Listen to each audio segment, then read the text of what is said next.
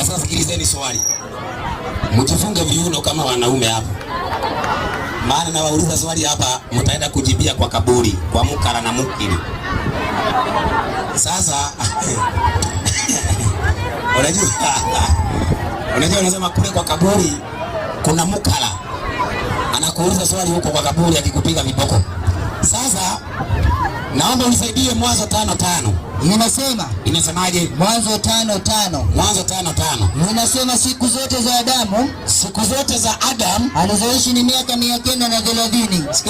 Sikilizeni. Siku zote Adam alizoishi ni miaka ngapi?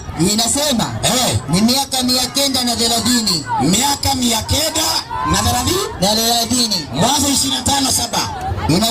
Inasemaje? 25:7. Mwanzo. Seti akaishi baada ya kumzaa Enoshi. Mwanzo 25:7. 25:7. Mwanzo. Ndio. Inasema hivi.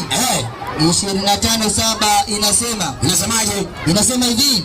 Hizi ndizo siku za miaka ya maisha ya Ibrahimu. Ndio. Alizoishi. Ndio. Miaka 175. Miaka 175. Kwa hivyo tuna miaka ya Ibrahimu na Adamu. Na tuna miaka ya Adamu walioishi. Kama Qur'ani ni kitabu cha Mungu. Na nisilimu leo niwe Muislamu. Naomba kujua kwa mujibu wa Qur'ani Adamu aliishi miaka gapi duniani na Ibrahimu aliishi miaka gapi duniani? Jooni mtoe miaka yao hapo haikuishi. Qur'ani ijibu. Sio Qur'ani itoe majibu. Adamu alikuwa na miaka ngapi? Ibrahimu alikuwa na miaka ngapi? Biblia imetoa zote. Kama Qur'ani kitabu ya Mungu itoe. Ndio hiyo microphone hapo. Assalamu alaykum wa rahmatullahi wa barakatuh. Wa alaykum salam wa rahmatullahi wa barakatuh.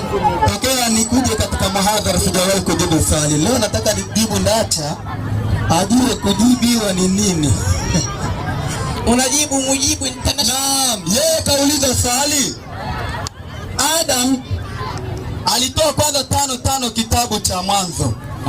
Kitabu hicho kinasema ya kwamba Nuhu katika miaka yote aliyoishi ni miaka 930.